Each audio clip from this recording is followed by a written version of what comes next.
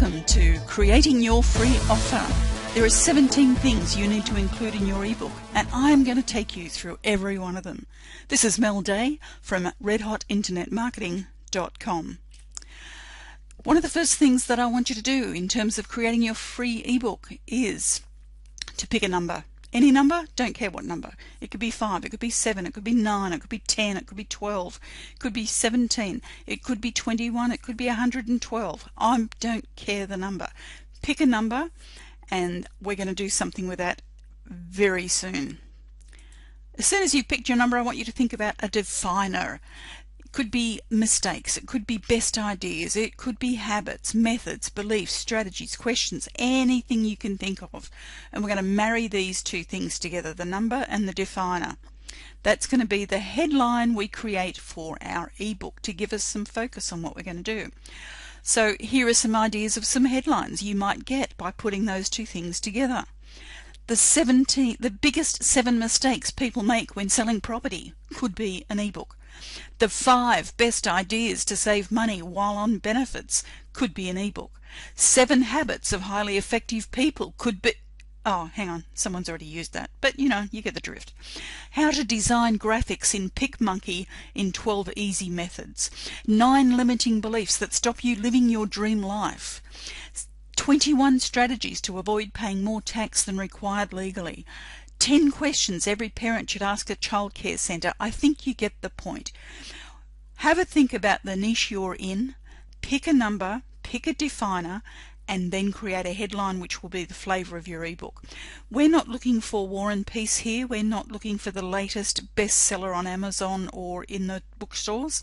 We're just looking for a little product that is enticing enough that someone will sign up to your offer to download that free ebook. In exchange, they will give you their email address and you begin to create more people on your list.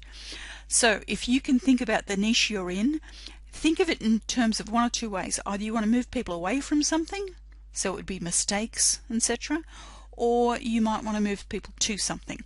But in whatever niche you're in, whatever area of business you're in, there will be some things you can pick up that you can quickly talk about using this method.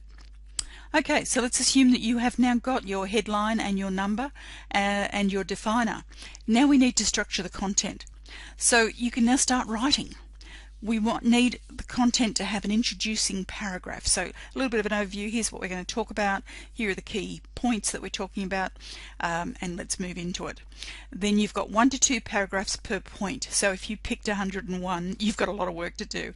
But if you picked 7 points, then you've only got 7 paragraphs or 14 paragraphs or somewhere in between that you need to write about for the purposes of what we're doing here. So if you're doing the 7 biggest mistakes people make in selling their property, then you've only got 7 to 14 paragraphs you're going to need to write, and I'm sure you can find something in your area of business to write about for 5, 7, 9, 12 points. Okay, so once you've finished that, you then need to do a concluding paragraph.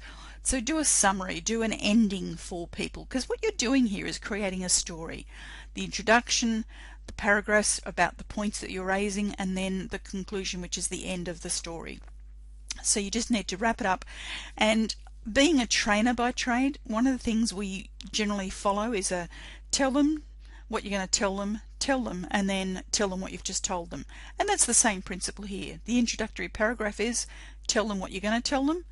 The 1 to 2 paragraphs per point is tell them, and then the concluding paragraph is tell them what you just told them. So it's really just reiterating the points that you're making. You also want to include in your ebook now, that we've done the meat or the body of the ebook, we want to give people an idea of what they should do next. So given the information you've provided, what can they now do? So if it's, for instance, the 7 biggest mistakes people make when selling their property, you might ask them to now go around their house and identify if any of those mistakes are evident. So, leaky taps, or messy environments, or gardens that are undone, or entranceways that are cluttered, whatever it might be. So give them some actionable items to do based on the information you have already provided. Now, it might only be 1 point, it might be 3 or 4 points that you can tell them to go and do something. But this is to ensure that they see value in your ebook and do something with the information rather than just say, yeah, interesting, and move on to the next ebook that they pick up. So give them an idea of what to do next. Okay, so now we've got most of the content there. What we want to do is now massage up the ebook, and you could have, if you wanted to, not everyone does this, but you could have a foreword. It's sometimes called an introduction page or a dedication. You might include in that, or you might include some acknowledgements of who's helped you along the way, or maybe done some research with you or whatever. But essentially it's an overview of what this whole book is about. So yes, in your introductory paragraph you alluded to that. This is a little bit meatier, so you might include some extra information in your foreword. And if you're really keen, you could get someone else to write it who's got a bit of notoriety, but for the purposes of an ebook that's for a free offer, I wouldn't worry about that. But just, this is an optional choice. You don't have to include it, but if you want to include it, you might want to include a dedication, you might want to include an acknowledgement of who's helped you, and give an overview of what the whole thing's about. This would be at the most a page, so it might be 2 or 3 paragraphs. We also want to include in our ebook a disclaimer. Now, a disclaimer is your legal risk minimization process. It is where you say, take this information, but it is only for information and educational purposes. It is not professional advice. You need to go and get some professional advice in medical, financial, or other areas. So if you look through a lot of books around on your hard drive or on your desk, you will find that there are various disclaimers.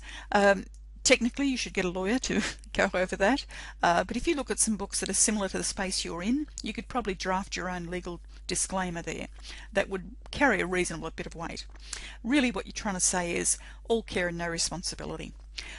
Also in your disclaimer, include a statement around copyright. So obviously you'll put the copyright and your authorship in that, but you also just want to make sure that they know what they can do with it.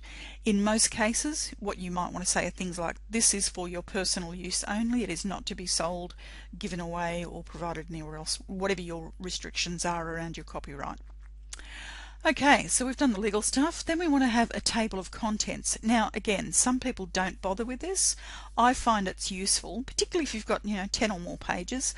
People like to just go to the bits that are relevant to them if they're just skimming through a document, and the table of contents lets them do that.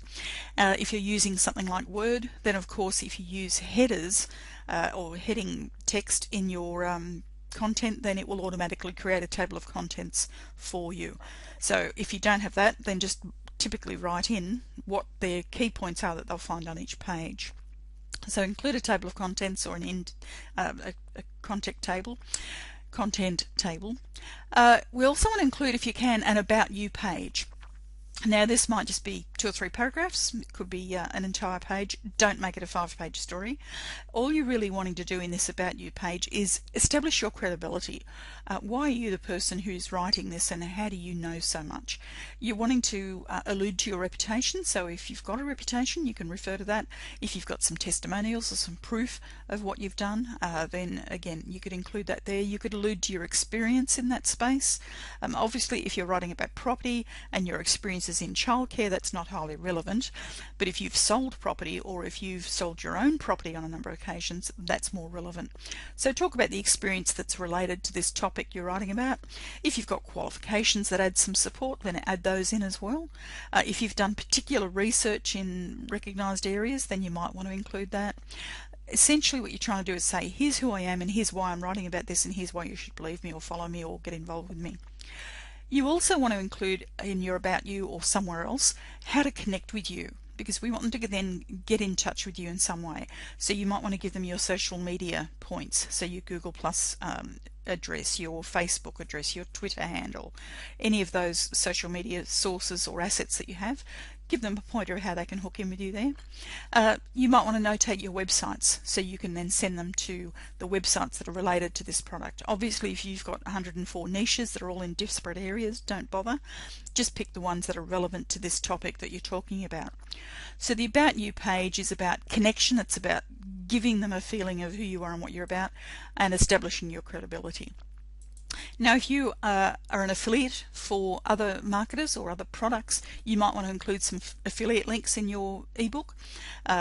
It's not essential. If you don't have any affiliate programs that you're representing, don't panic, you can leave this out. But if you are an affiliate for products that are related to the topic of this ebook, why not include them? You can put them in the footer if there's one product that you just want to promote for this ebook. You could have a recommended page where you put 2 or 3 or more affiliate products that are related again to this topic of the ebook, or you could put them throughout the content if they're relevant again to the topic. So a number of ways you can include affiliate links if you have affiliate programs you represent. Another thing we want to include in your ebook is a call to action. So you want them to do something. Apart from the next steps, which is about how they can use the information, this call to action is about, I want you to do something that will get you connected to me in some way, shape or form. So you might want to ask them to go to the website and look up something. You might want them to subscribe to your channel if you're on YouTube. You might want them to join your group if you've got a group on Facebook, for instance. You might want them to download a supplement that will help them in addition to what you've just covered now. You might refer them to a product that they might want to buy from you if you've got something there. You might want them to register for a webinar if you're going to be running a follow-up webinar on this topic, or to go into it in more depth. You might want them to buy you a coffee and just donate $5 to you. Whatever it is, give them something to do as a result of this that will connect them more to you. Yeah, hopefully that makes sense.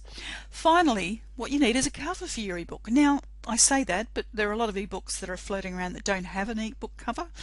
You don't need to get it professionally made and all the rest of it. We are just looking at an offer, but your offers have to look good. Personally, I prefer to have a bit of a cover.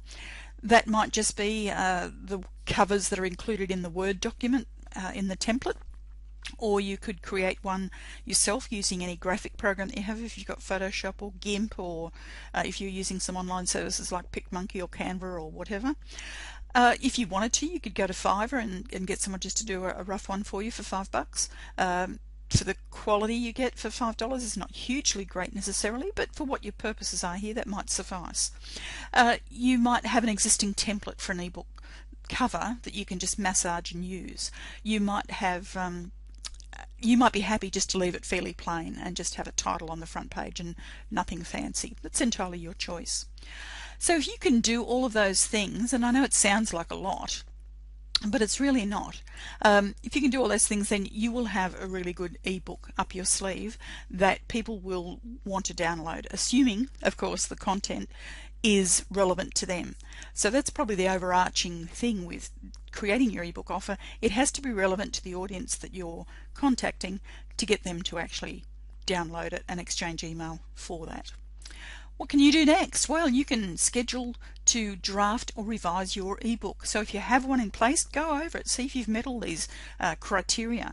If you haven't written an ebook for a freebie offer, then maybe you could start to put something together based on what we've talked about here. When you schedule it, so okay, next week I'm going to do it, allow us enough time for each step. So some steps are quicker than others. Just break it up into a set of processes that you're going to follow and specify a time for each step and then do it. So you might only have available an hour a day for putting together your ebook. That's fine. It might take you 7 to 10 days to do it. You might be able to schedule an entire 2 days just to focus on the ebook. That's fine, do it. But just break down the steps so that you know that you're doing it in completion components, and then you've got it done. At least you're making progress along the way that's measurable.